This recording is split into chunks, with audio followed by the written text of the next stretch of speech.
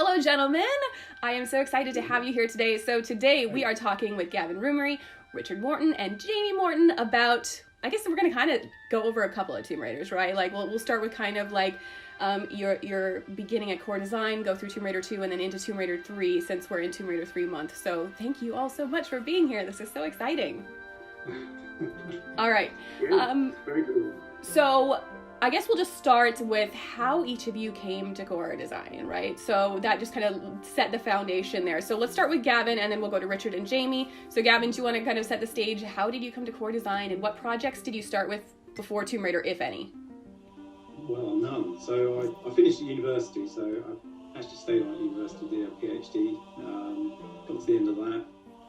By that point I decided, what did I like doing? Programming. What did I like?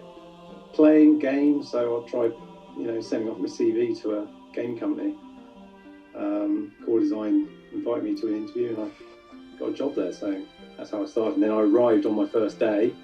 As I say, I was told, well, there's a couple of projects you could work on because Core was very informal. One of them was Tomb Raider, and go and chat to this guy Toby. So we sat on the stairs, and he just sort of outlined this game. He kind of went, "Oh yeah, it's going to be like this. It's going to be like a movie. It's going to be." And I was sitting there thinking, "Oh my god, this sounds mad." I was sitting there like, "Oh well, yeah, sort of, yeah, well, new boy here. Yeah, great. Work on that. Sounds exciting." But it's a bit like turning up at a car company and being told you're working on hopper cars or something. It's just so anyway. And then I was led into a room with about 3 people in it, just sat there, in the tiny old core rooms that,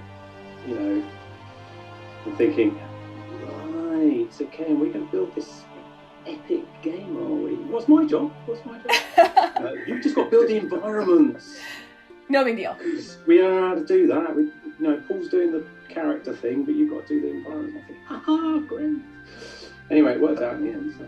Yeah, that's a pretty big first industry gig. I love that. All right, how about for you, Richard? What were you up to at core? When did you join core, and what were you up to before you started working on Tomb Raider?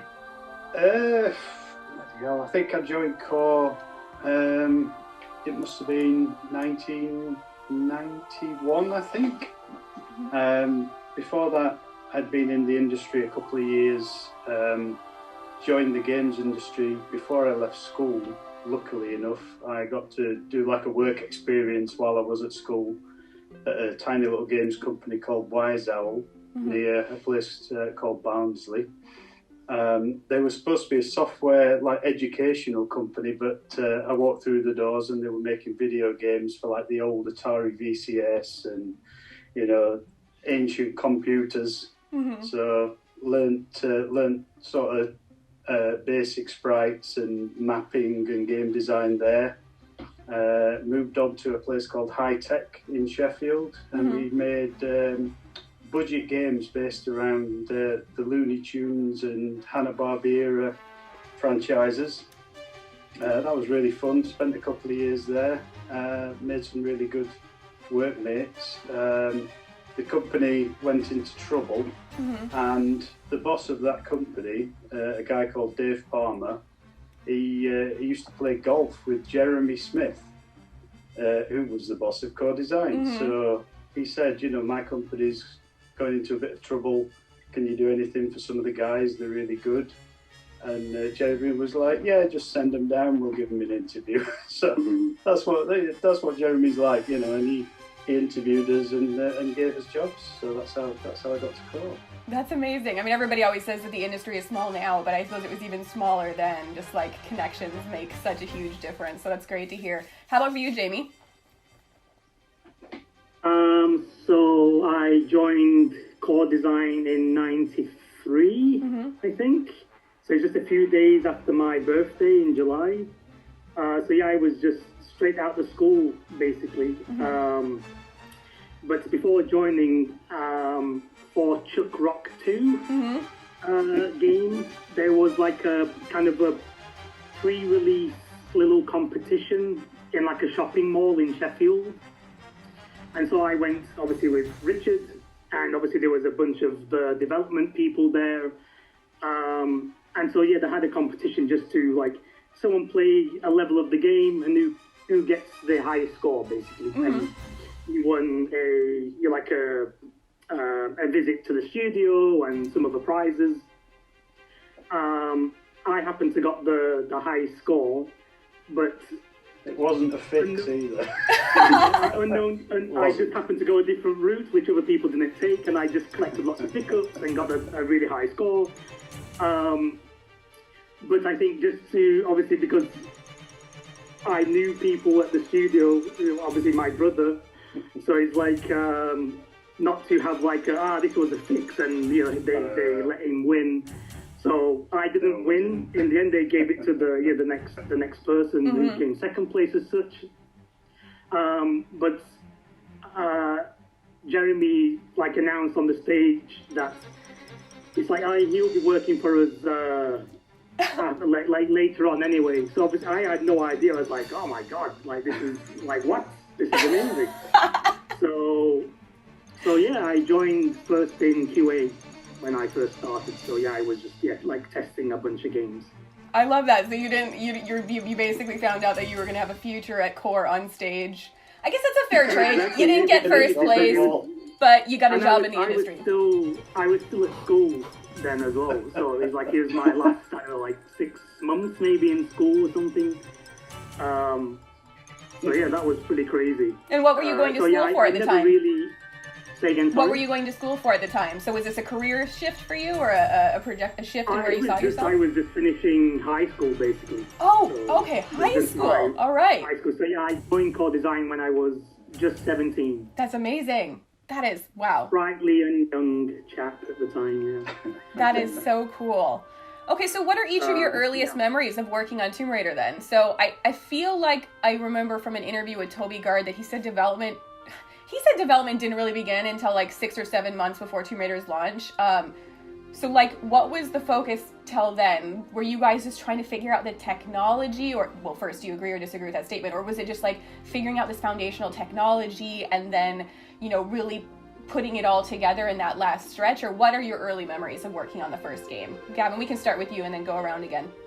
Okay, so when I arrived, like I say, there was only a few people on it. There was only a few people on it, full stop, actually. That's the point.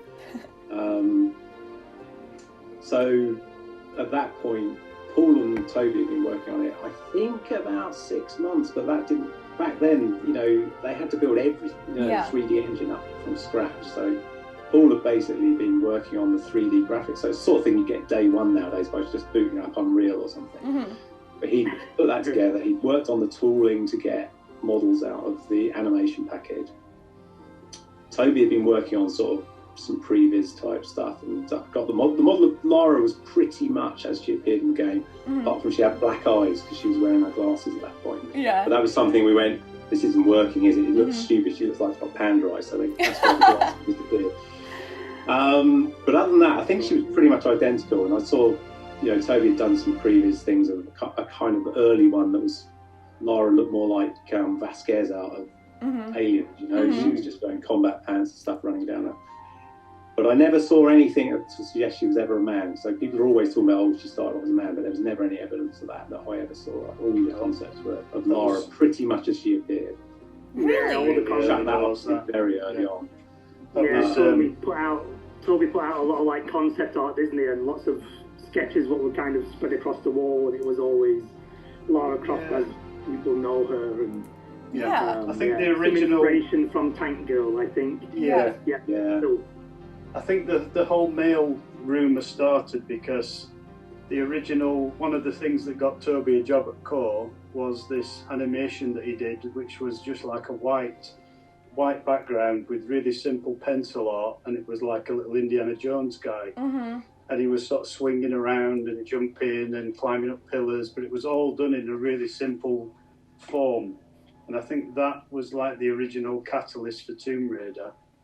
And the whole can it be a man thing, that came from the original design meeting that we had at a hotel where we went off-site, and it was like a brainstorming session for new games for the studio. And it was like basically Toby pitched Tomb Raider, everybody loved it, but certain people weren't sure if it should be a girl or a guy, basically.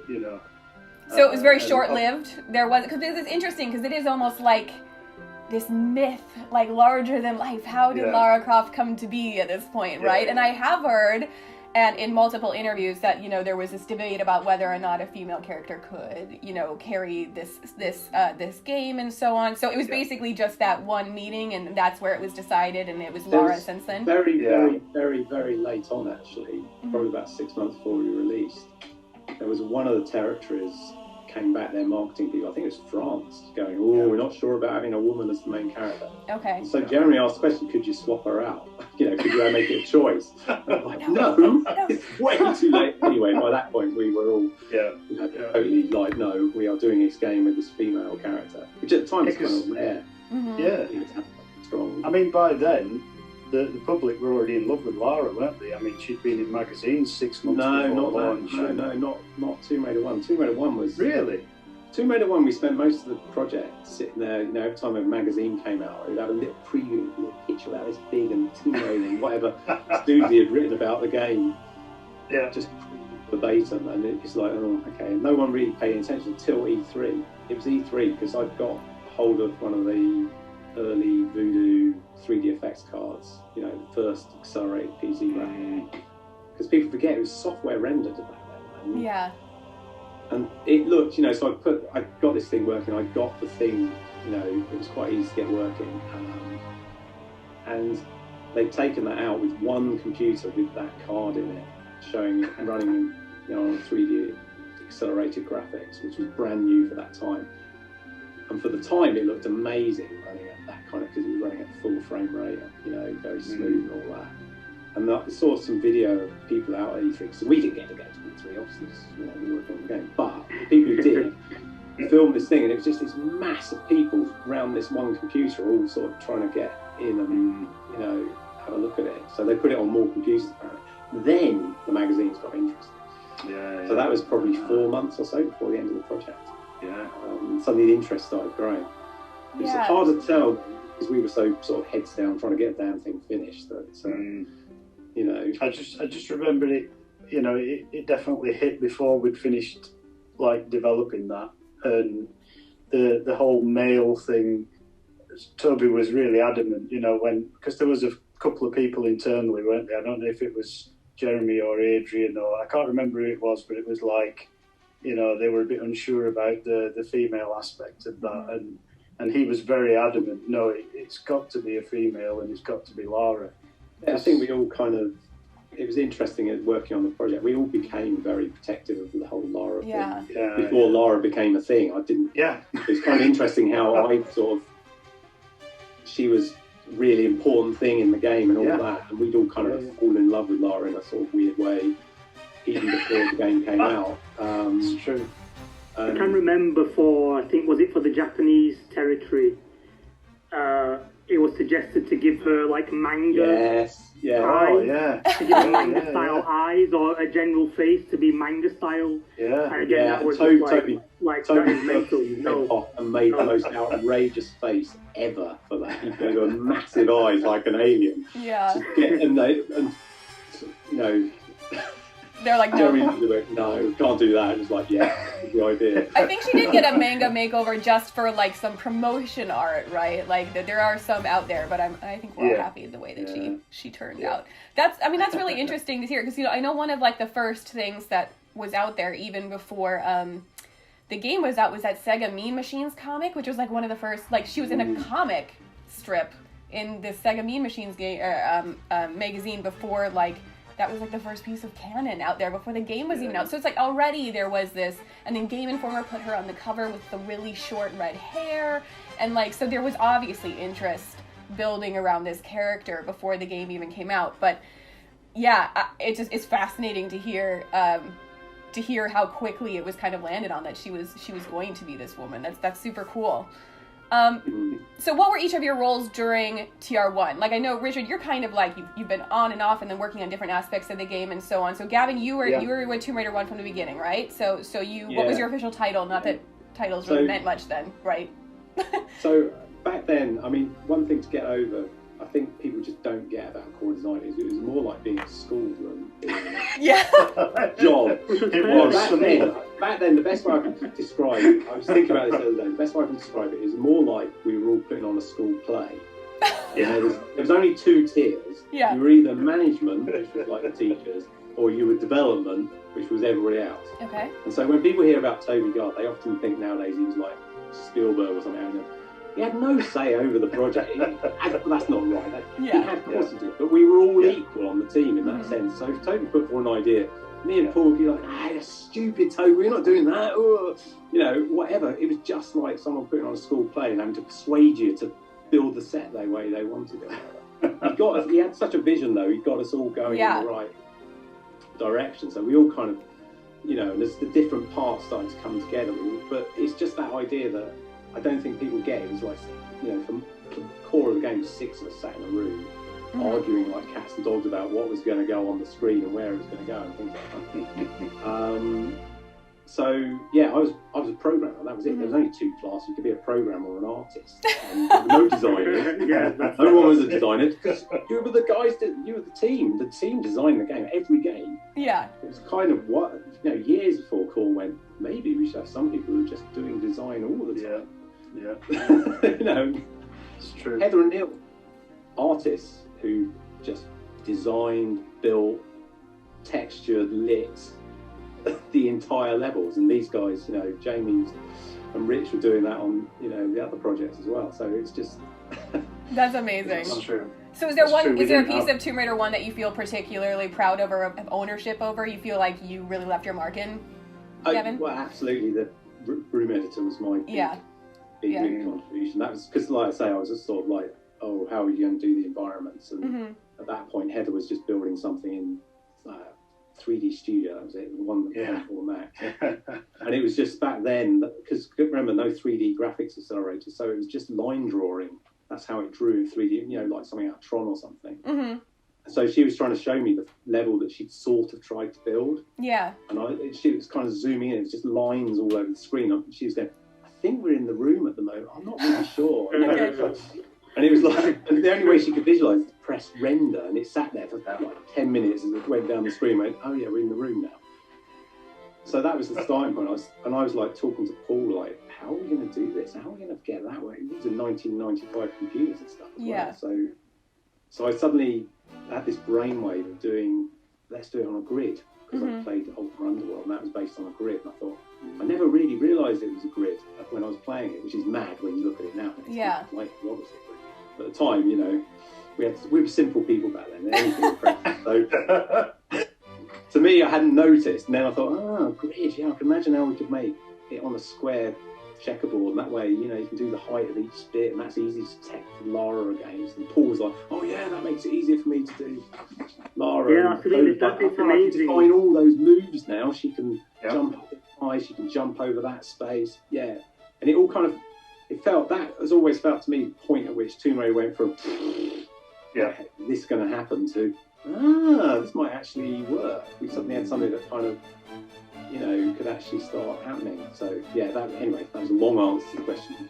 But it's amazing how, like from the editor and having that grid base, how that informed like the rest of the game really, you know, like through like the animations and how Lara moves to a jump, you walk to the edge of the block, you take a hop back.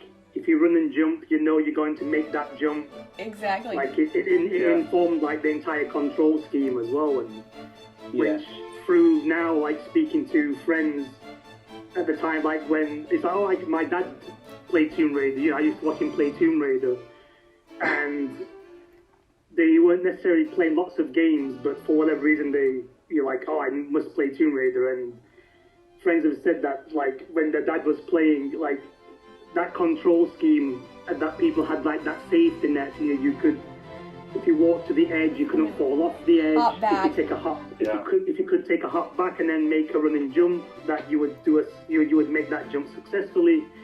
So I think I think it really hits like a nerve, I guess, or you're like in people that it's like I can play this game, you know. Yeah. Maybe for people who wouldn't necessarily maybe play the game like that, you know, before. It's like, oh, it's 3D, it's going to be really complicated controls. And of course, there's still some complications, but I think just that grid system and the controls, it was like super good, for the time. Yeah. It's like amazing controls. Yeah, I always remember Toby saying that he wanted it to be like a 3D Prince of Persia, so because that had similar sort of safety mechanics in there, didn't it? You know, just to stop you from huge influence for it. That was definitely. His basic pitch for it was 3D Prince of Persia. Yeah, which sounds weird. Absolutely, there has been 3D Prince of Persia. Yeah. Prince of Persia was a 2D game, Yeah. And you can see lots of that influence in it if you're looking at the Yeah. game. You've got the spike traps and all that. Absolutely, sort of stuff, straight out, and the spikes on the ground. They're all straight out of Prince of Persia, essentially.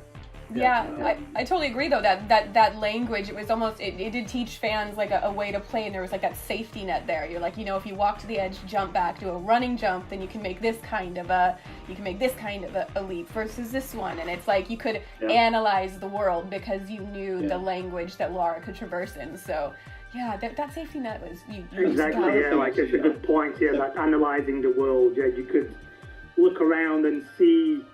It's like I can make that jump because the language was clear. If you could, tell like that's too many blocks away. You know, I can jump whatever I can jump 3 blocks if I do a running jump. But that looks like it's 4 blocks away. So I have to. Where else can I go? Look around. Yeah, exactly. It's amazing. It encourages you to look around and explore. Yeah. Okay, how about for you, Richard? What were you? Oh, go ahead, Gavin. I'm sorry. One of the things I was going to say about that was. What I also thought about is with Tomb Raider is that Lara really was independent in that game. We didn't build the environment going, oh, you can go there and you can go there or whatever. I mean, obviously that was true.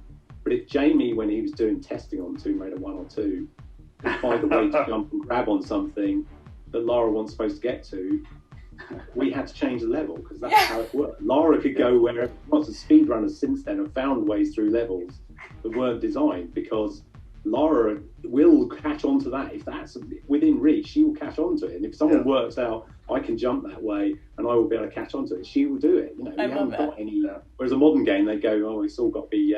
You can go there for that one that looks like you can catch on to. Well, we're not allowed to go that way, so you just drop to your death like you do in lots of games nowadays where that happens. I always felt so accomplished though when I found a way to like go somewhere I wasn't supposed to.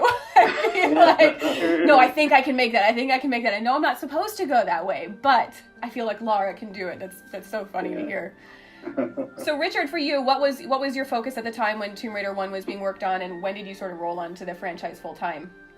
I mean, Tomb Raider 1, I was serving as like creative director for the studio at that point. So I was in and out of lots of projects that were being developed, and I was mostly in certain like design meetings for the first Tomb Raider, but not a lot of them, but I was in more like the level design stuff. I always remember sitting in the room upstairs and Toby would be saying, you know, we need this level and it's going to be like a giant toilet, and everybody's like, what?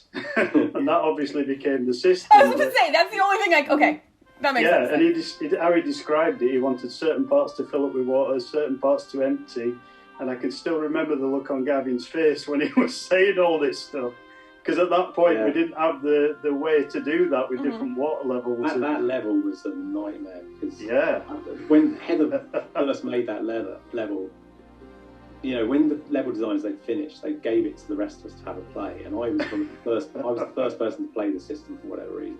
And I ran into the level, did a jump, picked up a key, unlocked the door, and I was out the level. And I went, Heather, I don't think this is what you planned, is it? And she's like, oh my god, oh, this level's a nightmare, because it was all that puzzle. Because it's a little Chinese box, that level. And so I spent that's the level I had probably most involvement on Tomb Raider 1 was sitting with Heather as we went back and forth and went, well, if the water's up there, you should be able to, gonna have to change that. And it was a nightmare getting that working, but you know. I always remember Gav was the person who, you know, he was sent in to pretty much sanity check every level. because Tomb Raider 2, I decided to kind of step away from the creative director part. I wanted to get back into development because I was just yearning for it. And an opportunity came on Tomb Raider 2 to develop a level, so I jumped at that one. I don't know if we're talking about Tomb Raider 2 yet, but organically we can. Temple of Shannon. That's it, Temple of Shannon, And, apparently a lot of fans regard it as being a good level, but it was actually twice as big as what it ended up in the final game. Wow. And Gav made me chop it in half. No, but the thing was, so that happened on Tomb Raider 2. We're jumping ahead here, aren't we? Oh, it's okay. On Tomb Raider 2, we had a very short time period to build the game. Yeah. And about 4 months in out of 10 months to do it, Heather and Neil were like, we've only built 2 levels each and there's 16 levels to build, we can't do it. Yeah. So we had to draft in a couple of extra people. We got Rich and we got Pete Duncan. Pete Duncan, yeah. He did Barkham Monastery. So they're 2 classic levels. But the point about them was we got them on to build 2 or 3 levels each and they only built 1 each. They only did 1 bloody time on their 1 level. Yeah. They made a really, really, really good level, you know, because they put tons of time into it. And Richard's level, when he first delivered it, was so hard. He tuned everything to, you know, it was... Temple of Shannon is quite a difficult level anyway. But it is. Shooting to the max, you know. I've been playing this game non-stop for 2 years, and I was like, oh my god! You know, all familiar, fell in the lava, all sorts. So it kind of had a pass from me, and a pass from Heather, you know, trying to tone it down, but that ended up, therefore, it had... Rich spent 3 months on it, Heather and me both spent, you know, several days, or probably spent another week or more on it. Tuning, and it ended up obviously with a very, very, very. And it always made me think, it would have helped if we probably had more people on the project from the beginning. At times between every level. Yeah. I remember that we developed quite a few new traps for that level, and I'm so glad that Neil took some of those traps and transplanted them into the earlier levels, because people would get used to those traps earlier on. Yeah, the learning curve. I think that was the problem. There was all this new stuff in that level, and nobody was used to any of it. We've got like these giant rolling blades and all sorts, loads of stuff. And you know, Neil managed to take some of that and put it really early on, so people were sort of used to experiencing those traps. Even though I think in Temple of Shan they were like notched up. Yeah. The level in difficulty. It was It had everything. It had lava, it had crazy traversal where you could fall to your death. It had those statues were so scary when they came to life. And they were so... I think there's a kitchen sink in there somewhere. To be honest. I can't remember, when I... Go ahead, Jamie. So I can remember when I was first testing that level. I think it was used previous to that, but I think that level in particular had the most times, I think, where you had to, you climb up a wall and you had to jump, twist, like backflip off the wall, twist in midair and to catch like the ladder on the opposite, behind you essentially. And some of that obviously got very tricky. Like you obviously climb up the ladder and then obviously was the kind of like a dead end. It's like, oh, I don't know. And obviously try to look behind. It's like, aha, I need to do a backflip and twist and catch. And obviously, like some of those got like trickier and trickier as well. I'm sure there were some maybe traps as well we had to avoid. I can't remember. There was a timed one, weren't there, with the slicing traps or something like that. As far as I can remember. I can't remember the first time I did that, but man, when you pulled off one of those backflips, twist midair, grab the ladder or the ledge, you felt so cool. Like, it was such a badass move. It was so cool to see those and make Lara feel so awesome and powerful. But kind of such a change. It was already there, like you could do that in the game, but it was such a change to where you had to do it now. It took a while to kind of get your brain around. It's like, okay, so I need to climb, jump, twist, grab, to put those sequences in the correct order. You're like, obviously you kind of messed up on the twist sometimes with the timing or the grab, but it was good fun once you got. I think that if you were down, playing that, if you were playing it on PC with the keyboard, you'd basically break your fingers if you tried to pull that. It's all right. Okay, so Jamie, let's set your context for you then. So what was your focus on Tomb Raider 1, and what were like some of the, I don't know, the best memories you had while working on that game? I guess, yeah, like at the time, obviously, like in tests, so yeah, just trying to find problems and being a general pain, I guess. You know, when you get given the level and then it's like, okay, play it, and you kind of try to find some bugs if you can, you know, that kind of, it's like, oh, there will be bugs, you know. So as well as finding bugs, there was, you know, I think in general in QA we would give some feedback too on just kind of like, you know, ammunition or health pickups, maybe what could be added here and there. Most of that was pretty good, but now and again, like it needed an extra health pickup or ammunition in some cases. And the save crystals as well, they were quite integral to the first save crystals were really important, obviously, to have a save crystal at a good spot where you didn't have to backtrack too much, and ideally approaching maybe a tricky part of the level if it's like a tricky sequence of jumps or traps or just a boss fight or enemies and things like that. And then I guess a bit like what Gavin mentioned on the system, you're like finding those kind of shortcuts or unintended shortcuts in the levels. I can remember, I think it was what's the name of the level with the Midas, Temple of Midas. Alice Midas. No, with the Midas hand. The same kind of thing. You could do a sneaky jump, grab onto a ledge, and then climb up, but you missed out half the level. Oh, okay. You missed out a big chunk of the level. You didn't hit like a trigger. A trigger, yeah. Like a trigger at the right, obviously when you should have to if you approach that room from the correct direction. So like suddenly like something's not working, or you're like the level, I don't know what to do now. Then obviously like chatting to the team, like with Toby, it's like, oh, how did you manage to do that? Like that's not possible. It's like, oh, but you just do it like this. It's like, oh. God. You know. So were you guys happy when you saw Jamie coming, or were you just no?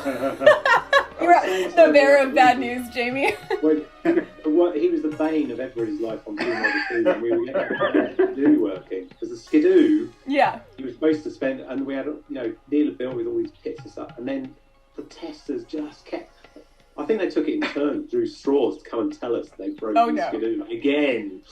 The Skidoo was, I think out of all the vehicles on Tomb Raider 2, the Skidoo was the main one what had its issues, I guess. Yeah, I can imagine. That was a tricky thing. So we're just going to skip all over. That's fine. So I'm curious, like, at what point in time did you guys, because like vehicles were a game changer, right? And now they're like, they were such a big part of the franchise and so on. So like, how did that come about, and how did that change things from like a level design standpoint and a tech standpoint, and obviously testing, because it's a whole new way of getting around, and I'm sure Lara could launch herself where she's not supposed to be on those skidoos and so on.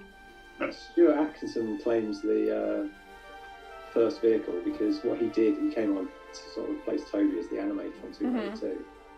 And he had this idea that it'd be cool to have vehicles, and he essentially, the root of Lara's body, when it's all joined together, is her bum. Basically. Yeah. And he just turned that into a big vehicle. Motorbike. I think he turned that into a motorbike. Yes, exactly. I remember. And then she just ran around just like she does at the moment, but the motorbike, and it was like, oh yeah, that kind of works, doesn't it? Oh, and he did an animation, especially of her just sitting. Yeah. So instead of a run animation, she was sitting on this thing and moved it around. It was like, oh yeah, could do that, can we? Could do that.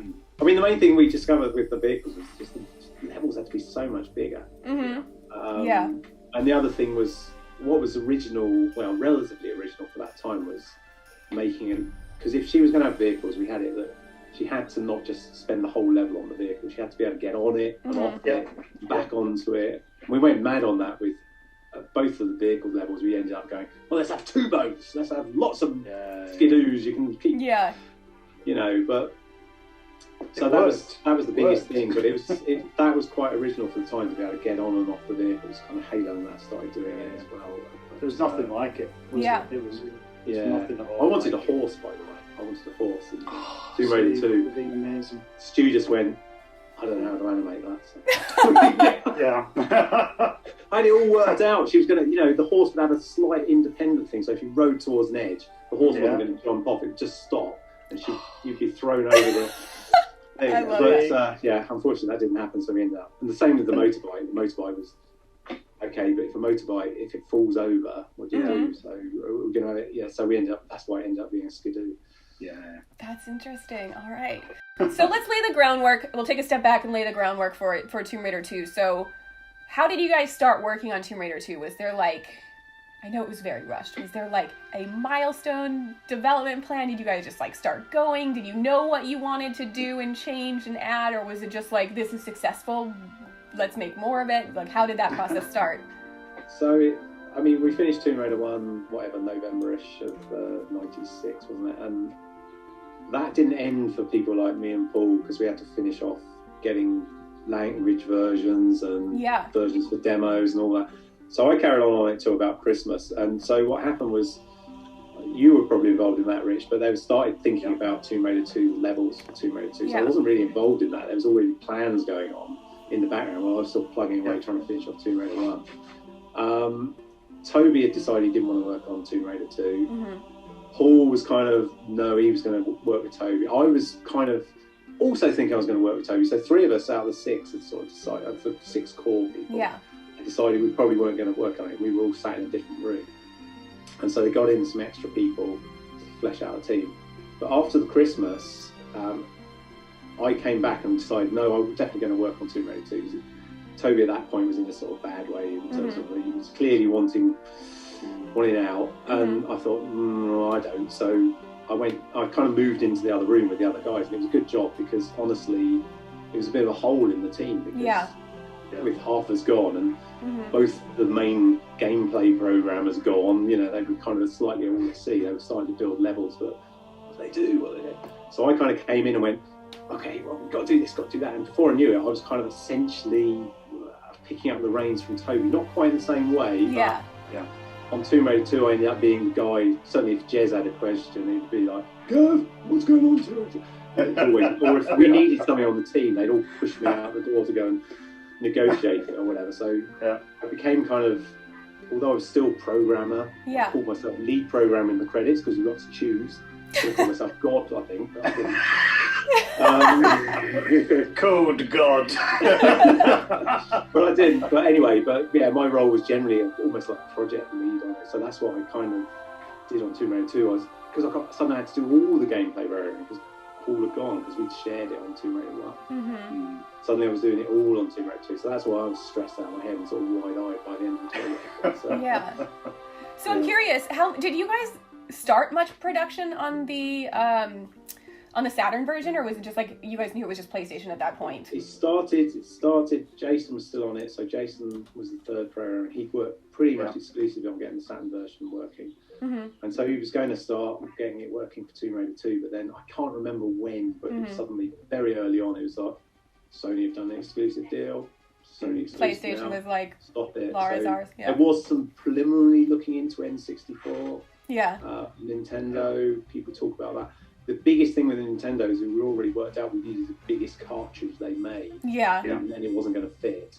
Okay. And the biggest cartridge is, Nintendo had this fantastic business plan where the developers all had to pay for the cartridges up front by the ton, If you didn't sell them, well, tough luck, guys. That was a great business plan from their point. They get buried in the desert like Atari ET. So we've had to buy these massive, great, most expensive cartridges ever, and hope we've sold more. Anyway, it didn't happen. So did it make it a little easier for you guys to just focus on the PlayStation version then? And since you had such a limited amount of time, the PlayStation was much easier. The Saturn, like I say, Jason had been on Saturn the whole project because it was such a pain to create. Because the Saturn was not really quite designed for the 3D world. It had been, they designed it for 2D games, and then got pulled out by the PlayStation. Okay. And so they slapped in a second processor and all sorts to try and make the Saturn sort of 3 compete with the PlayStation. So it just was a nightmare to work. Yeah. But it fell by the wayside quite quickly. Okay. So aside from vehicles, what were like big things that you guys knew you wanted to change going into tier 2? Also, fans were obviously like very excited that Lara got her ponytail. Like that was that an early thing? Was that? So it was more moves, wasn't it? It was. What can we make her do now? Yeah, Tomb Raider 1, the level designers had been a bit stuck on what they could do. So pools of water in Tomb Raider 1, if you look at them, you've got to dive into them because Lara doesn't have any way of walking around in water or paddling around. So and the level designers are like, we want to be able to do kind of sloping water, and so we put in all the moves for Lara being able to move at different depths of water. The other one was, Neil and Heather were like, we spend a lot of time building ways for Lara to gain height. She can drop very quickly, but our levels always have these kind of big steps to get you up in the level. Yeah. So I wanted a climb move to sort of quickly get her up to height so that she can then start doing all the jumps and stuff to go Exactly, down. What else was there? Can't remember.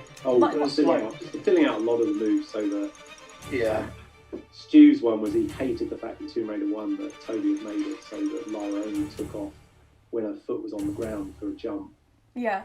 Meant if you ran towards an edge and you were like a cool player, you hit jump and she just went ah. So in Tomb Raider 1, 2, he made it so she could take off at any point during her cycle, and that just suddenly you could run around the levels if you were good enough and just time it all, just tap tap tap. Yeah. I'm sure Jamie became an expert at that. But, so it was that kind of thing. I can't remember what else. And the hair was There was weapons, weren't they? Some of the weapons were quite cool that were added. And did we introduce the flares in Tomb Raider? Yeah, sorry, the dynamic lighting. That was a biggie. That was awesome. Yeah. I've got a funny one about the flares actually. The Yeti room, that's quite well known. That came about when I played that level. Heather had lit that room just as normal. But I was getting a bit pissed off because I put in the... Sorry, I shouldn't say that. I was getting a bit annoyed.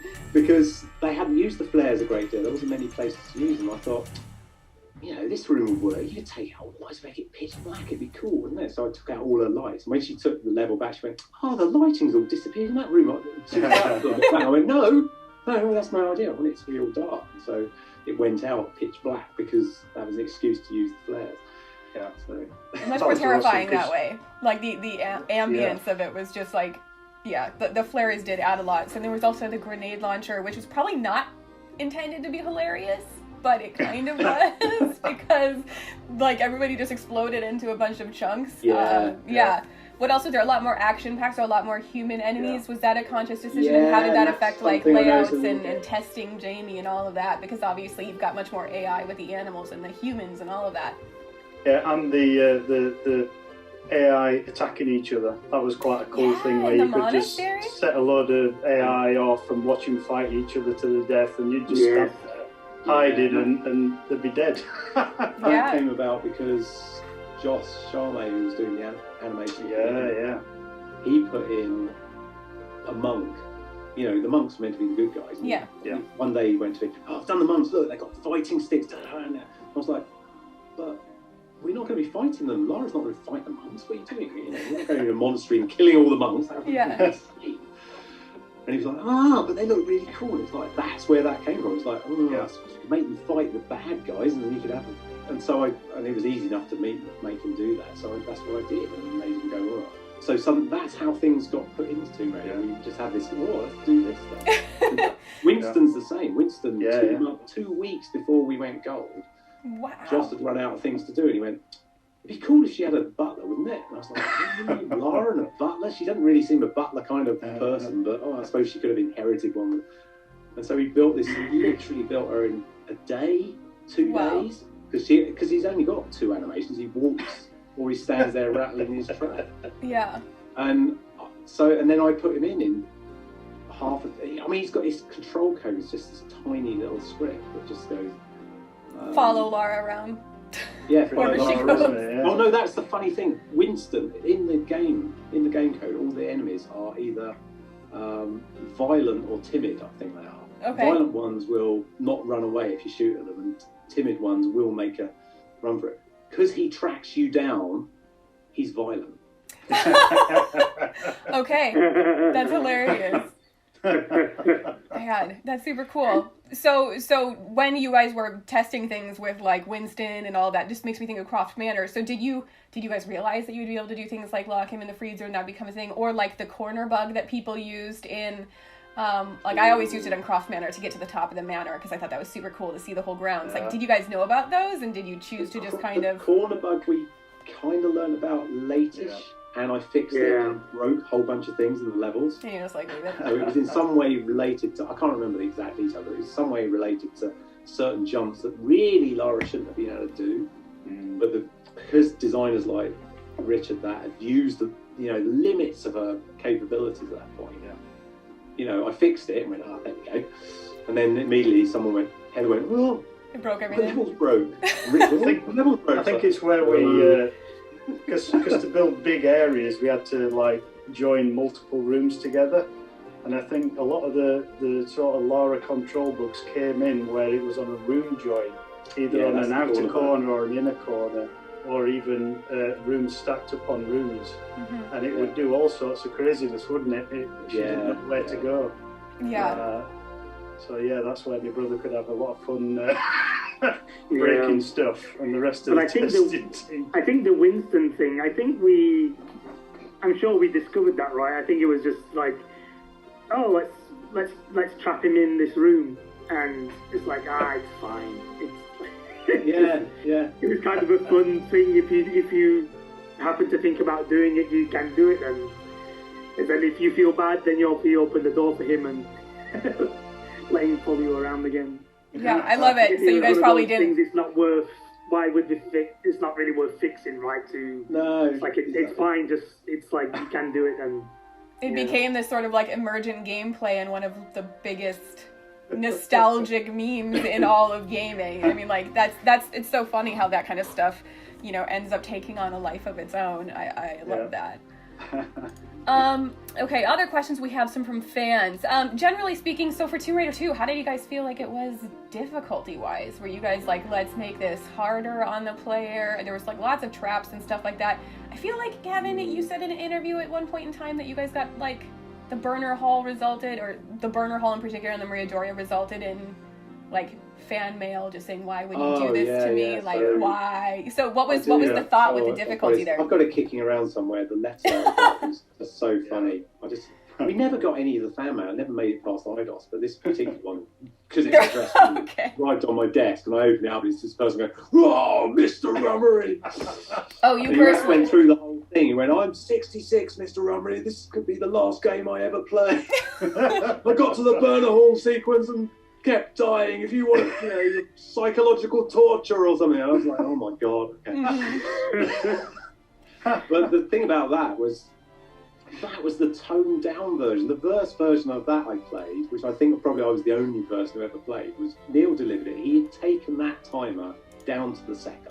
And I ran round it, and all the corridors at that point looked exactly the same. And those kind of lights on the floor that you had to jump over that stop you dead. There was about at least half a dozen of them on every corridor. And there was if you chose the wrong corridor to run down or you did anything wrong, you couldn't do it. It took me 30 attempts, and I was by this point an expert playing the game, to finish this thing. I went to Neil, that's too hard. They're not doing it like that. And so I added more time, and then it got to the testers, and they went, this is too hard. We must have added like a minute to the time you had. We made the corridors all look a bit different. We took out half those things off the floor. And then it went out and people went, oh, that's too hard. And it's like, wow, maybe written. Was that your expert opinion too, Jamie? Were you like, this is too hard, or our player is gonna not be able to beat this? Yeah, I think that in particular was super difficult. It's like, this can't be a thing.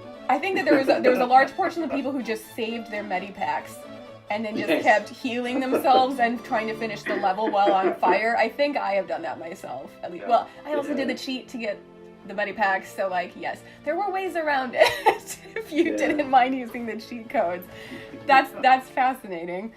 How about just inspirations? So lots of, the locations in TR2 were so cool, right? So the Rummery is like my favorite level in all classic Tomb Raider. I think that's fantastic. But people were wondering, like, was that inspired by the Titanic? Was that inspired by just a specific ship or so on? Like, what were the inspirations for some of these really unique levels?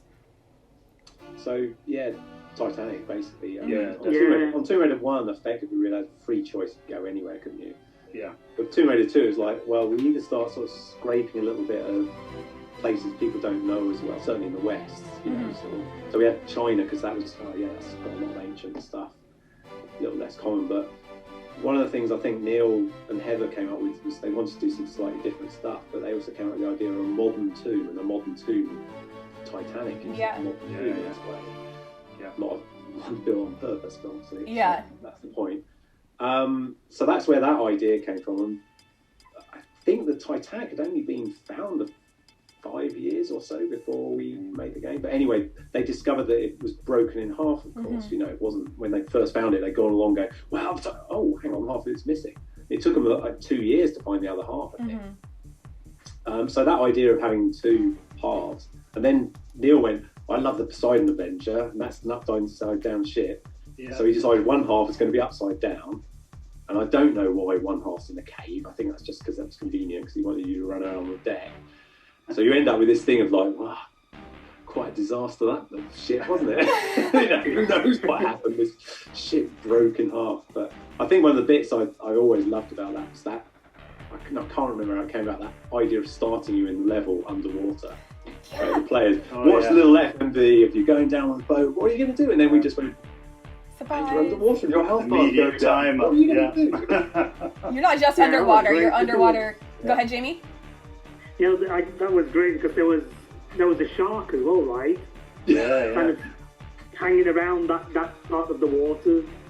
So yeah, if you kind of didn't get a move on, one, you had your air obviously depleting, and then your health eventually. And then obviously there was the shark as well, which I kind of pressured you even more to go. Yeah, that was a really fun intro to a level, actually. Dropping you right in it. Different at the time. It was a typical Neil level. It was, yeah. But I think he was quite forgiving, so it was a fun start to the level, yeah. Yeah, I mean, one of the things that I think early on, even though, the story wasn't really fleshed out for Tomb Raider 2 in the beginning, I think one of the conscious decisions was that they wanted the locations to be a lot more driven by the story. I think in the first game it was like, what puzzle can we do in this level? How can we make this level cool? But in the sequel it was like, kind of half develop a story and half develop some cool, more realistic levels like the Great Wall and the Maria Doria and the floating islands. The floating islands, and crazy. That's in myth. Yeah. So that is based off of a myth that you had researched or you knew about, Richard. So what was the? Island, there's a bit of China where they've got the very pointy mountains. You've probably seen it. Yeah. When the mists and clouds come in, just the tops of them stick out of the thing, so it's the floating island. So when Heather described that, it's like you kind of get a picture in your head what that might look like. But when she came to it, because Tomb Raider 1 had ended in such crazy land, and it's totally not what you were expecting the Atlantean pyramid to look like. She wanted to top that, or at least be on the same part. What could she do that was weird? So she went through various different textures. It was really fretting her that what was the unique look for that thing, and she suddenly hit on this idea of them literally being floating islands and being made of jade and all this, and that in turn led to her going, well, how are we going to do enemies then? And then we ended up with, what about statues float through the air and all this sort of madness. But no one really knows. I think one of your questions was, where are the floating islands? Like, I don't know really. They're sort of meant to be a kind of chamber underneath the Great Wall, because we know the original Emperor of China, there's stuff about, he's buried in a thing where they've got a lake of mercury and golden walls and stuff, so it's kind of meant to be that kind of idea, this hidden chamber where, but I think in the end it ended up being more like you went through a portal into some sort of slight mystical world. It definitely did feel more like a different world. Yeah, it could be like one of the levels of hell from like Chinese folklore, and because I know Big Trouble in Little China was sort of around, not that long before development, and probably a little bit of inspiration from that. I love that. With Temple of Xi'an, the main inspiration for that was Raiders of the Lost Ark, because the beginning of the level, you basically see the dagger in front of you on like a pedestal in the middle of this, room, and then everything just goes to crap, and you fall down, and the whole level is you getting back to that point. Yeah, so that was my inspiration for that one. I love that. After Tomb Raider 2, so we do have some questions about the Golden Mask too. So how involved were you guys on the Golden Mask? Because that was a pretty sizable addition to Tomb Raider 2. Was that mostly IDOS in America? Yeah, that was that Phil Campbell. Yeah. I think did you do? I don't know how many you did. Certainly the first two. Yeah.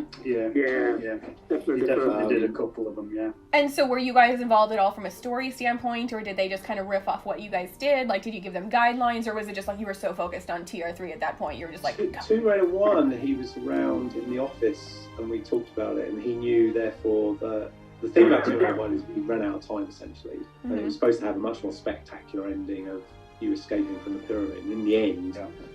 We were all tired and we were all running out of time. It was like the collapsing pyramid ended up being one bit of rock that drops down. Yeah. I made the camera shake and it was like, oh, well, there we go, and it's finished. And she slides down a slope and it's over.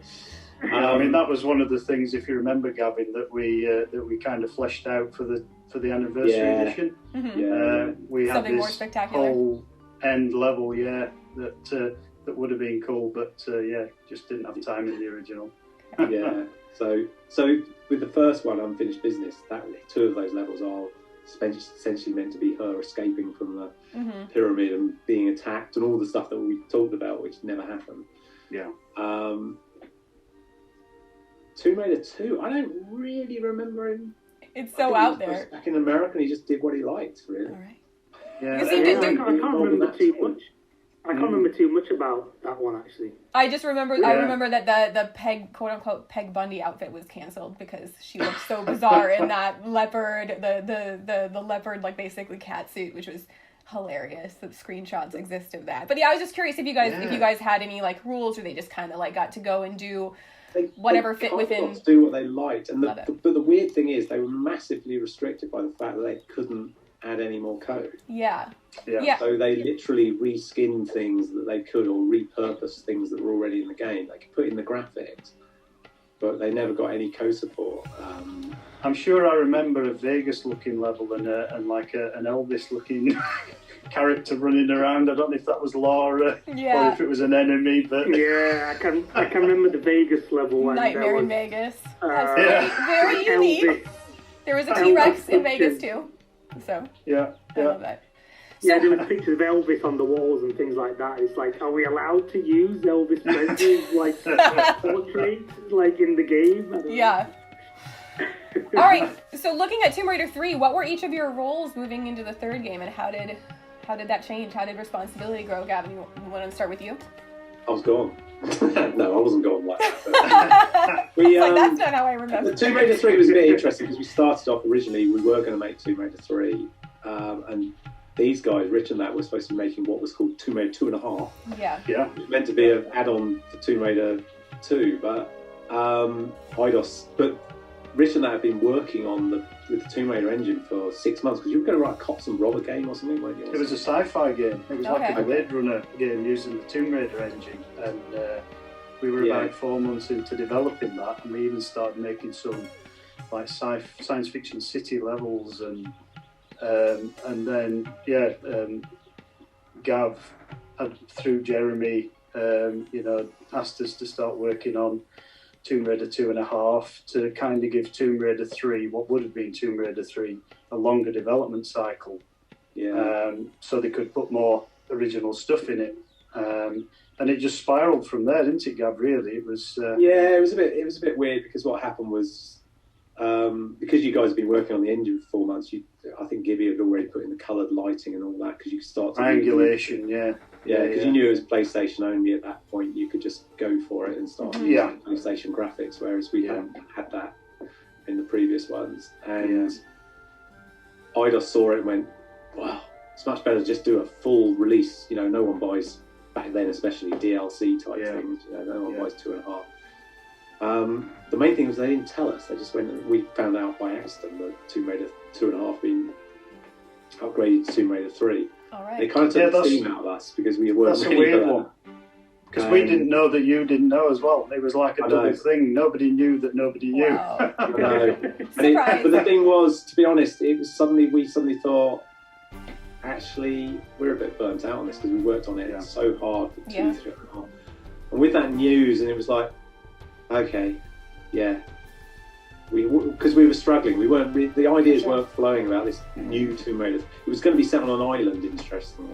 Lara was going to go to an island, and she was going to go exploring that island and solving a mystery. But that's about as far as we ever got, really, because we were sort of talking about the PlayStation 2 tech and all that. I still think, though, had we actually stuck with it, and actually Heather and Neil could have gone and worked on Tomb Raider 3 and things like that, it would have worked, because as those guys came off Tomb Raider 3, the whole group of us could have come together. We'd have got the Tomb Raider 3 tech already working to a level, and then all of us, and probably our history would have been different, hopefully. Absolutely, I agree with that. A big team, all knowing what we were doing, working on new tech, PlayStation 2, but that isn't what happened. So did anything from... I went off and worked on Project Eden, that's what I did, which no one cares about. Did anything from 2.5 make it into TR3? Like, were any of those ideas carried forward, or were they just kind of too ambitious with the teams having to switch focus so quickly? No, 2.5 was 3. That's it. It just changed completely into TR3. It's like we basically we did the typical thing of think of some cool locations. Jurassic Park had been out not long before, and we'd already had a T-Rex in the first Tomb Raider, and we just thought, how can we work that in? So we had like the island in the South Pacific, and the compies. We had India, which was Heather's level. Heather stuck on what became Tomb Raider 3, because she'd already started building this gorgeous Indian temple, which was just amazing. So we worked that in. We wanted that to be in there, and Neil, he was also working on Area 51, and we thought, I think it was a military base at that point, and then we decided to make it Area 51.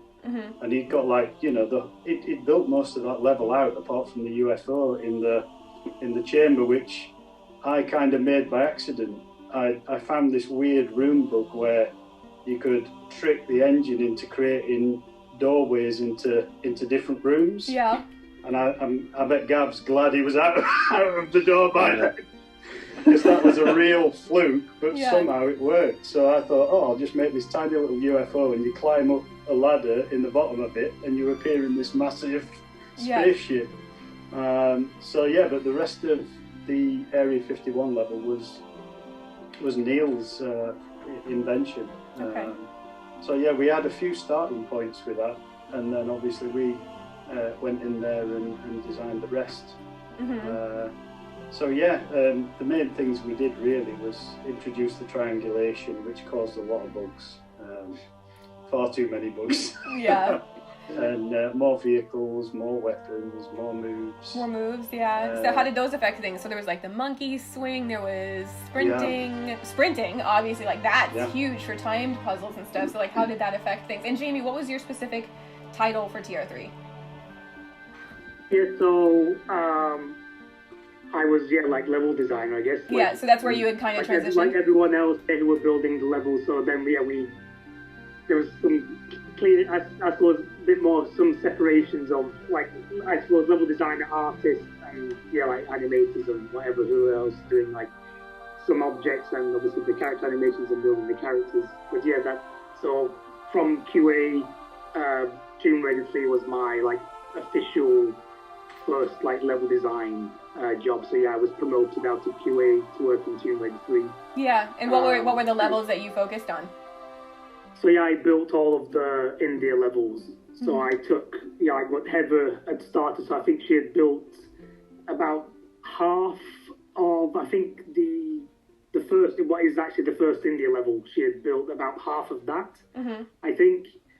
And then yeah, I went in and finished that level off, and obviously made some adjustments here and there, added all the secrets, which I really wanted to try to like get some sneaky secrets in all the levels, because I really enjoyed finding the secrets in the previous games. Yeah. So I really wanted to try to get some like good secrets in there in the levels I built. But that, I guess that promotion came about just because in QA there's times where we're not really doing too much, because either if we've come off Tomb Raider 2, there may not be another project to test at that time, so we may have like a few months or so. And also in testing, sometimes if you're waiting for builds and things like that, like you may have some kind of downtime in your day. But I think it was during Tomb Raider 2, I don't think Tomb Raider 1. Yeah, Tomb Raider 2, I got hold of the editor and just started building little, like just small little rooms or little tiny levels, just to kind of play around, making my own little textures here and there. And yeah, basically that led on to, you can use the editor now, you can build stuff. Now you're on Tomb Raider 3. So, but again, for me, it was amazing. I thought I was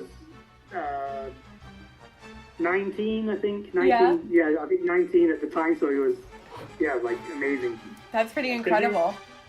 So you guys had things like you had the new moves, you also had poison and quicksand. So, like, did poison affect much, or did you guys kind of use just, like, a similar mechanic to, like, being underwater, right? It's the countdown against your health. Like, how did that affect things? Yeah, it was really similar, really. We just wanted another way of adding like a timer, like a tension moment onto certain things that Lara did. So yeah, the poison came in, the quicksand came in, because obviously that affected everything in your movement. So yeah, just certain like extra game mechanics like that. The different vehicles, we took the skidoo and basically transformed that into the quad bike. So fun. The kayak was an absolute nightmare. Oh yeah. It started off as really like good fun, and you could move quite quickly in it, and then it went through quite a lot of iterations to try and make it more realistic, and it ended up being this weird clunky thing. But it worked best when you were just pelting down like waterfalls and just steering a little bit. As soon as you got onto a flat piece of water and had to, meander around in this kayak, it was a chore. Yeah.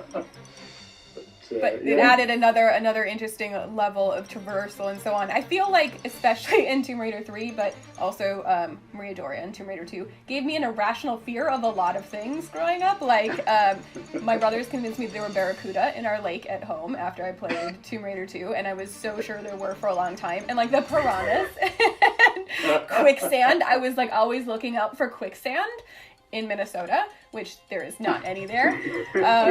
So there was definitely a lot more traps and sort of hazards to look for. When did the piranhas were good fun too. So I worked with them, like the piranhas. To put those in the levels to work with them, they were good fun actually. Like just to to have some like little difficult moments of kind of run the gauntlet of cross this water before they get you kind of thing. Adding that time element to it. Parts.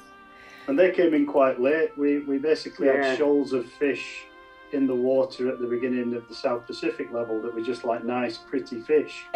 And then it was like, should we introduce some deadly fish as well later on? That's funny.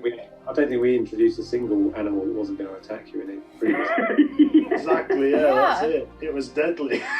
I can't remember. All animals must kill you, The compies, do they attack you right away? The compies? Because I feel like they just kind of followed you.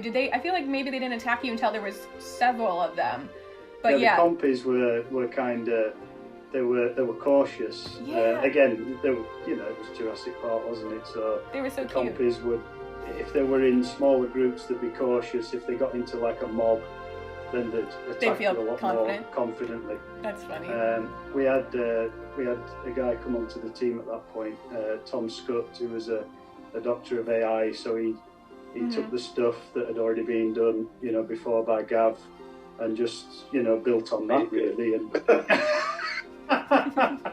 it was already cool, wasn't it? Because you've got enemies attacking enemies, and he just came on and amped it up really, and managed to get long creatures like the crocodiles and the raptors. They suddenly had like bend in their bodies, so they looked more natural.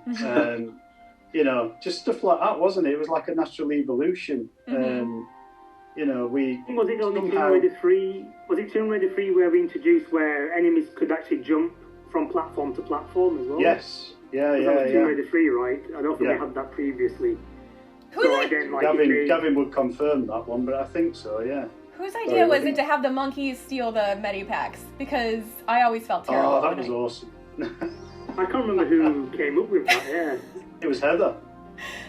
She wanted the macaques to be in there, and she wanted them to be cheeky and start running around and pinching your stuff and running off with keys, and that was hilarious. That was a nice touch. Yeah, that was cool with stealing the medipacks. That was good fun. It's like one of those moral moments in the franchise where people are like, do I really need this medipack back, or should I just let it go? It's so sad.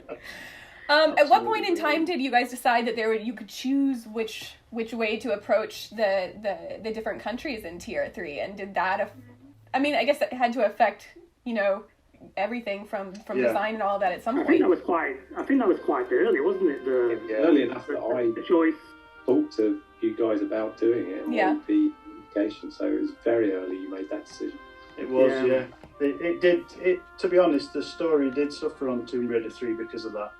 Oh, okay. Because originally we were going to just have the choice of levels right from the start, and then we decided to have like an opening level, and then give them the choice. So at least it would set up the story, it would get them on the path, and then allow them to choose the levels. But those 3 mid levels, there were slightly different difficulty levels, but they were all pretty much the same. So you didn't have like the nice progression that you normally get in a story-driven game, I suppose. But at the same time, I think fans loved that. I think that they loved the trade-off of getting a little bit more ownership over what they wanted to play. We just did a poll yesterday asking people which one did you play, in which order, and why, and everybody's got all their opinions, which it's fun to read why everybody played certain things in certain orders. And there also used to be Peru, right? When was the Peru level cut? Was there originally Peru in TR3 people, or was that just a demo? So people are saying that there was a Peru level in TR3 that they saw at like E3 or something like that. Yeah, so that was it just a demo? Yeah. That existed only in demo form. That one, yeah. Oh, was it just like a tech demo for some of the new stuff that you guys were showing off in TR3? Okay. It was. Yeah, I think Peru kind of evolved into the South Pacific. To be honest, we sort of just worked the story more into the South Pacific levels and used some of the assets from Peru. Okay. But I think, was Peru not a location in the first? Yeah. In the game, isn't it? Yeah. Peru is. I think Peru is the most visited. Other than the UK and like Lara's home, obviously. I think Peru is probably the most visited place in franchise history. So it's cool to see that Lara keeps going back to Peru. And then so there was also the All Hallows level. Was that originally supposed to be inside St. Paul's Cathedral, and was that just moved to like a bonus level, or what was the story behind that?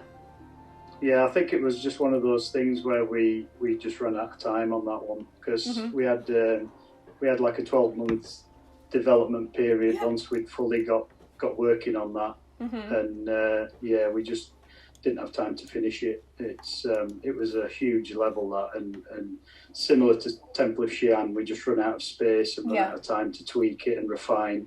so it got cropped, unfortunately. So there were a couple of questions about cutting room floor items. So I don't know which interview this is, but a fan brought up that in an old interview from the 90s, Core Design once talked about Lara having a sidekick. Was that planned? And why or why didn't it work off? Or is that just another one of those rumored things that maybe never was thrown out once and never actually had any time put against it? I Can't remember that, yeah. Okay, all right. Not from the original Okay. No. games anyway, yeah. I know we brought in Melissa Croft for the 10th anniversary, but Lara's and obviously cousin. Curtis. Yeah.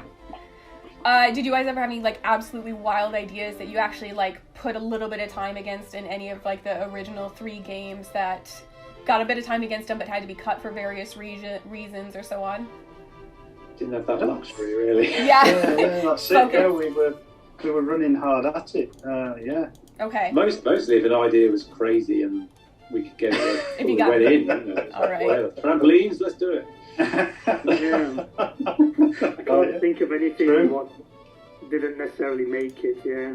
I'm sure there must be some ideas what were Oh, for sure. suggested. It was more the other way round. We just put in anything we thought of. You know? Yeah. Yeah. It would be cool. So fans And also let's wonder. face it, Tomb Raider 1. Dinosaurs? Why not?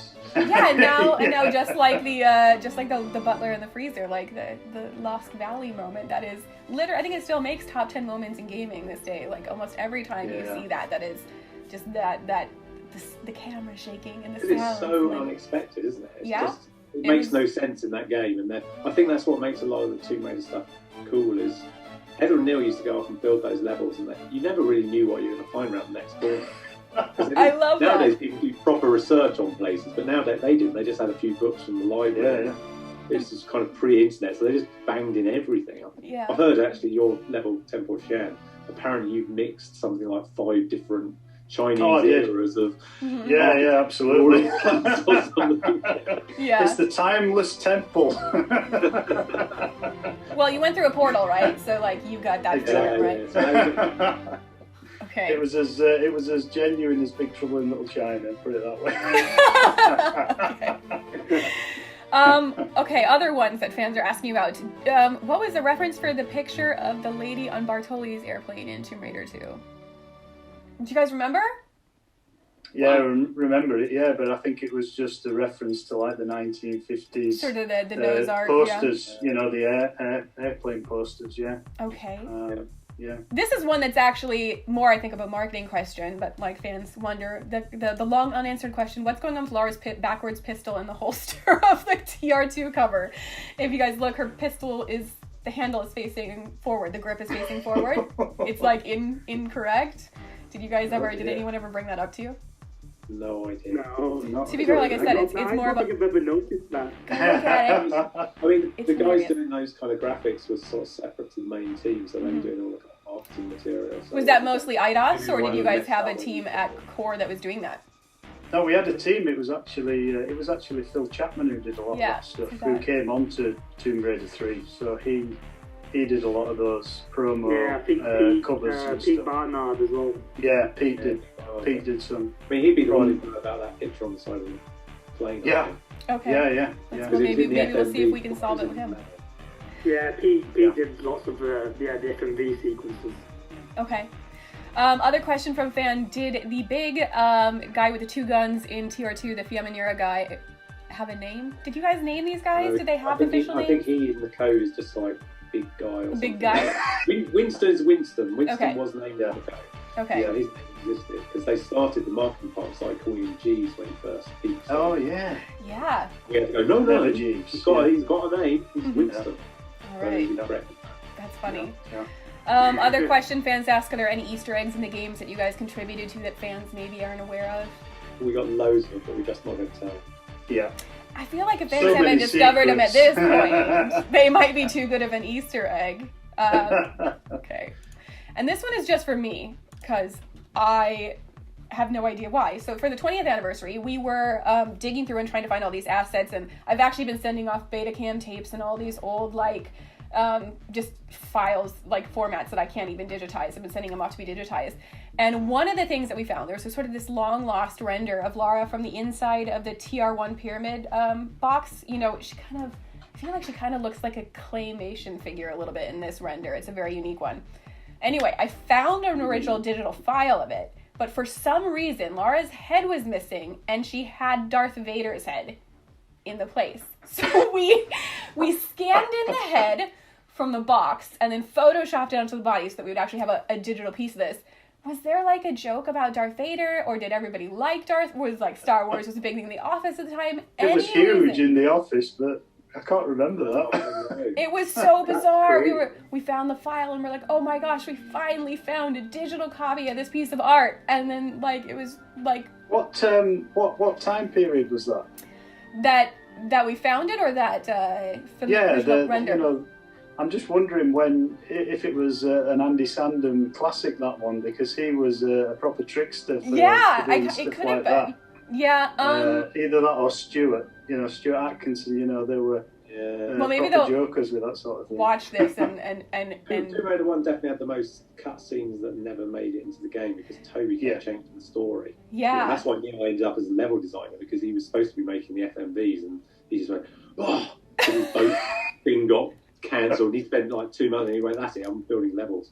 Yeah. So he switched to the level editor because he was sick and tired of Toby keep going, oh, I've decided she's going here now, she's doing this. And also he got Vicky Arnold onto the project who went, helped focus it a bit. Stay on track. I was in the next office to Vicky, and it was like a constant thing of, can't you do this, can't you do that? And Toby would be coming up and it'd be like, would Lara do this? Would Lara do that? And it's like, no, Lara would never do that. Or yeah, she'd do this. And I had to imagine reining it in would be so difficult, especially with that first game, just wanting to kind of achieve everything.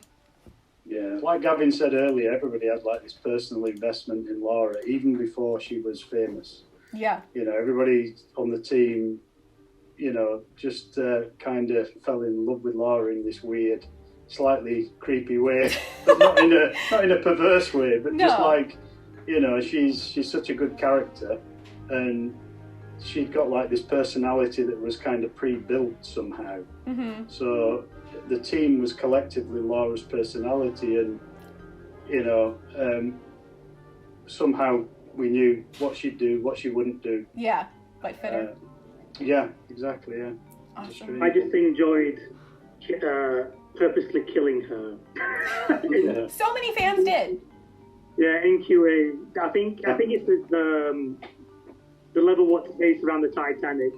I think that's at the time there's a very, very, very high point, and you can like swan dive like from a very high. Everybody place. Did that. It's just that it's so weird. Because fans say they love Lara so much, but then they also, like, every time they could, they tried making her swan dive off of, like, the tallest thing into concrete or something. It's so bizarre, but yeah, you're definitely not alone on that.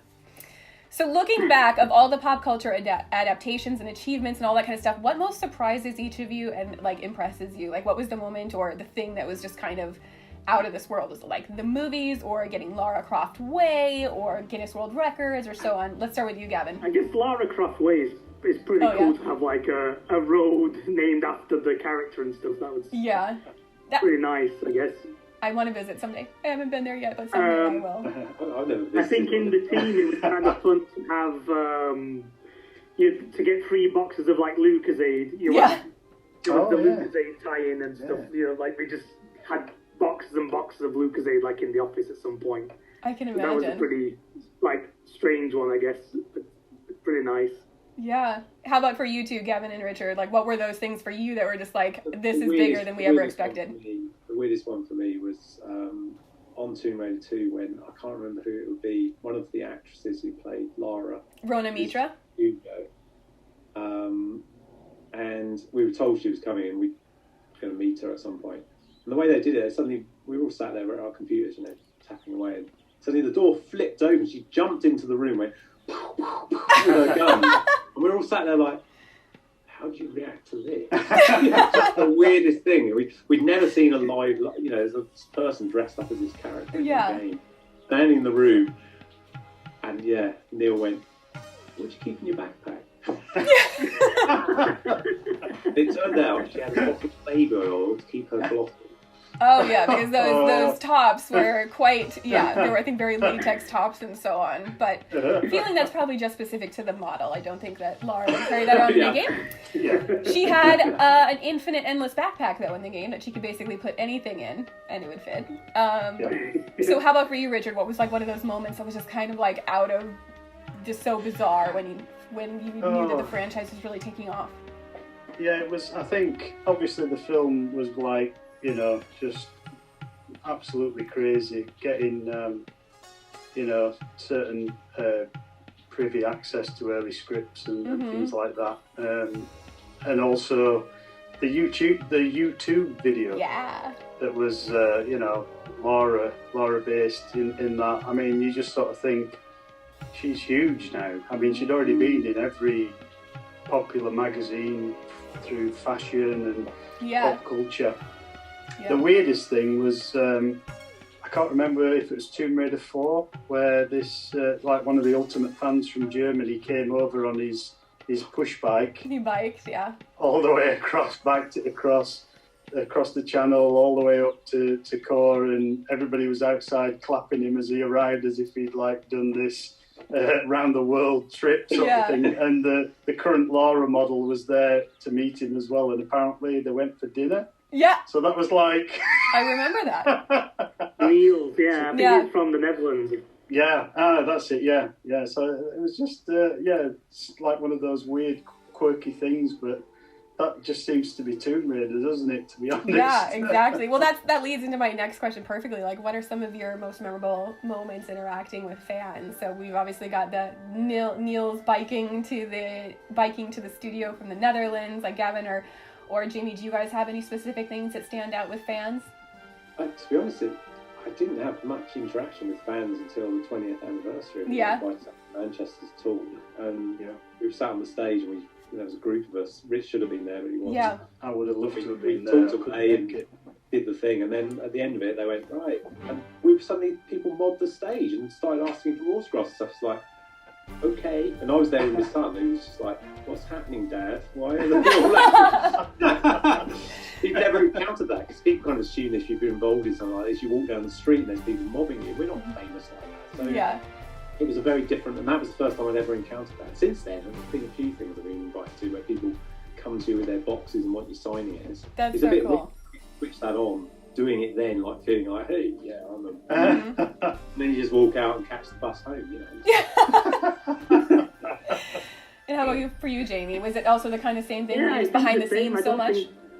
Yeah, not so much with like no real like meeting fans or anything like that. I guess it's more, as like working at other studios and just like working with people who just like, oh, I can't believe you worked on like Tomb Raider, and they were like a fan of the game, so they kind of start asking lots of questions. And like I mentioned earlier with a friend who, like when he was a kid, like his dad used to play the games and things like that. He used to watch his dad play, and so like is a friend like who, and a colleague at the studio I was working at. So yeah, he was kind of geeking out a bit, I guess, just like, oh, you worked on Tomb Raider, that's so cool. And so I guess it's more with either people I've worked with outside of core design, and then just I guess people then I've met, like either like house parties or something, and when they start asking,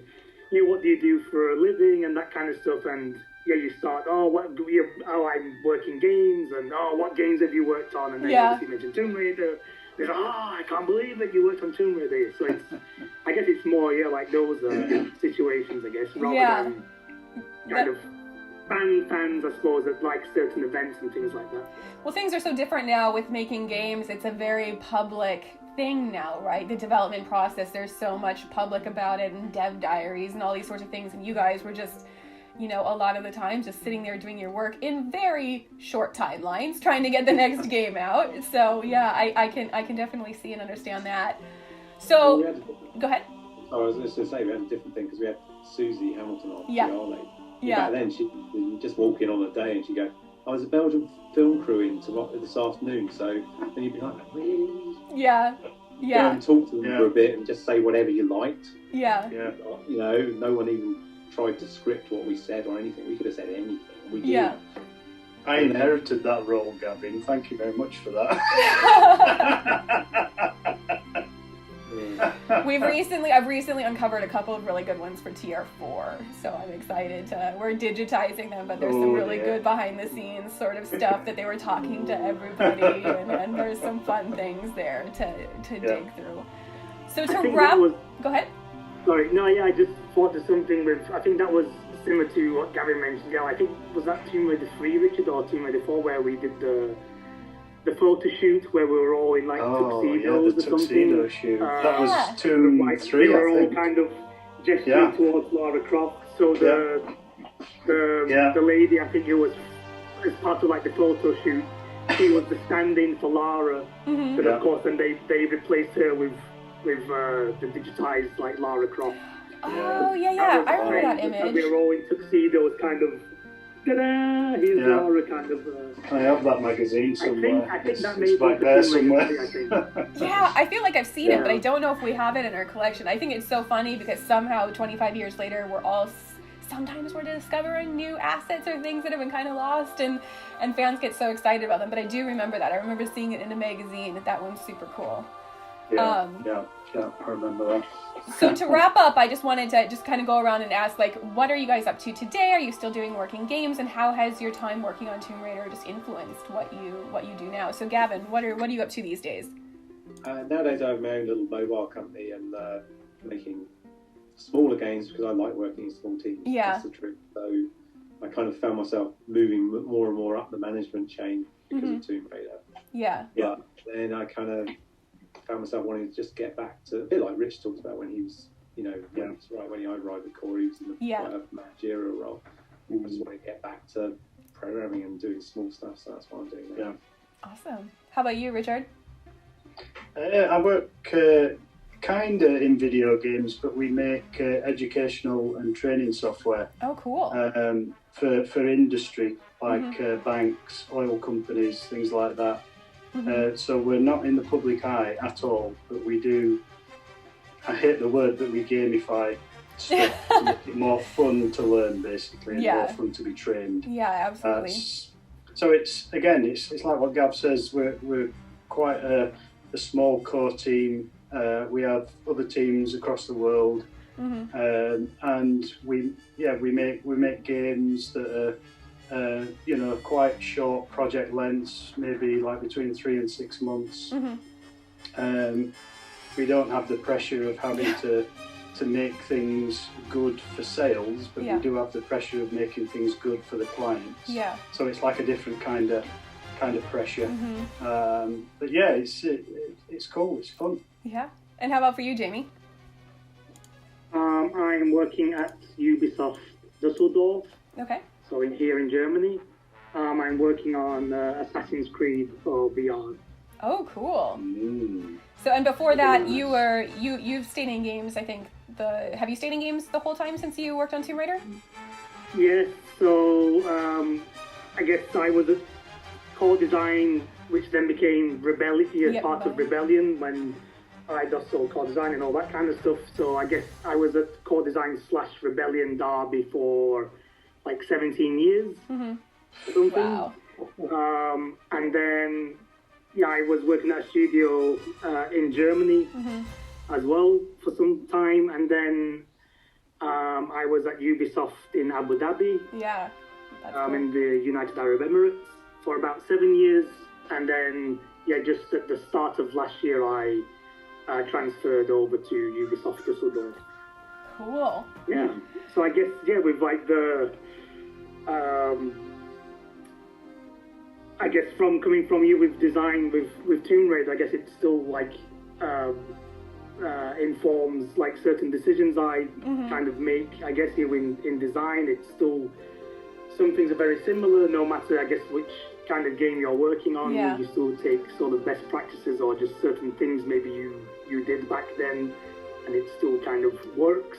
Of course, then you learn new techniques and new things as well, but I guess you're all kind of part of the journey, I guess. Yeah, I can imagine. Okay, well, do you guys have anything you want to say to fans before we sign off? We'll probably get this up within a week or so, hopefully, but I know they're going to be so excited to hear some of these insights. Gavin, is there anything you want to say to fans, or? Well, thanks for keeping people playing, I think. Amazing that 25 years we're having this conversation, honestly. Yeah. How about for you, Richard? Yeah, here's to the next 25 years. I've enjoyed playing the latest 3 Tomb Raider games myself. I think really getting back into the swing of what makes Tomb Raider. Yeah. So yeah, here's to the next 25. I'll be playing them as a fan rather than a developer. The next anniversaries are terrifying. I don't know how I'm going to keep doing more things every 5 years for these celebrations. How about for you, Jamie? Yeah, I guess just a big thank you to the fans. Your continued support of Tomb Raider and Lara, and that they still enjoy playing the games. Yeah, it's a really cool feeling, I guess, to have been a part of that franchise, and that people still continue to enjoy it. Yeah, so it's just a big thank you. All right. Well, thank you for joining us, and we'll talk to you later.